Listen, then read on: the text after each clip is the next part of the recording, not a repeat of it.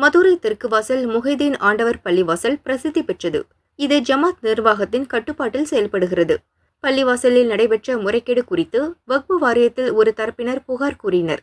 விசாரணை நடத்திய வக்பு வாரிய அதிகாரிகள் 20 பேர் கொண்ட ஜமாத் கமிட்டியை கலைத்து உத்தரவிட்டனர். இதற்கு எதிர்ப்பு தெரிவித்து வக்பு வாரியத்தில் பள்ளிவாசல் ஜமாத் சார்பில் மேல்முறையீடு செய்யப்பட்டது. இதற்கிடையே பள்ளிவாசல் நிர்வாகத்தை வக்பு வாரியம் தங்களின் கட்டுப்பாட்டுக்குள் கொண்டுவர முயற்சி மேற்கொள்வதாக குற்றச்சாட்டு எழுந்தது. அதன் ஒரு பகுதியாக ஜமாத் நிர்வாக அலுவலகத்தில் நோட்டீஸ் ஒட்டப்பட்டு ஜமாத் நிர்வாக அலுவலகத்திற்கு பூட்டு போடப்பட்டது.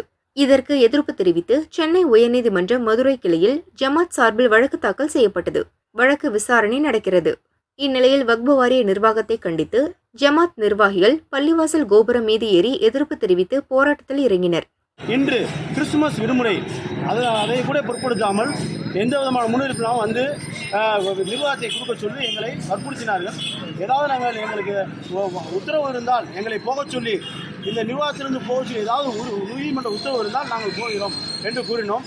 அதுக்கு அவர்கள் சொல்ல நீதிமன்ற உத்தரவுலாம் கிடையாது, ஏற்கனவே நாங்கள் சொல்லி உங்களை அனுப்பிட்டோம்ல அப்படின்னு சொன்னாங்க. அதற்கு அவங்க சொன்னாங்க, நாங்கள் அதுக்கு எப்படி நாங்கள் எடுக்காத சொல்லுவோம், உயர்நீதிமன்றத்தை நீங்களே சொல்லியிருக்கீங்களே, உயர்நீதிமன்றம் சென்னை உயர்நீதிமன்றத்தில் அப்படின்னு சொல்லி ரெக்கார்ட் பண்ணோம். இப்பொழுது தற்கொலைக்கு முயன்ற அளவுக்கு நபர்கள் முஸ்லீம் மக்கள் போயிட்டாங்க. திராவிட மாடல் ஆட்சியை இதற்கு சரியான முடிவு தெரிவிக்கணும். வக்ஃபு வாரியத்தில் சொல்லி இது சம்பந்தமாக லீகலா என்ன விதமான ப்ரொசீஜர் பண்றாங்களோ அதுக்கு கட்டுப்படுவோம். பள்ளிவாசல் முன்பு போலீசார் குவிக்கப்பட்டு பாதுகாப்பு ஏற்பாடுகள் பலப்படுத்தப்பட்டன. தொடர்ந்து விசாரணை நடக்கிறது. பள்ளிவாசலை கைப்பற்றும் முயற்சியில் இரு தரப்பினர் அதிரடியாக களமிறங்கிய சம்பவம் பரபரப்பை ஏற்படுத்தியது.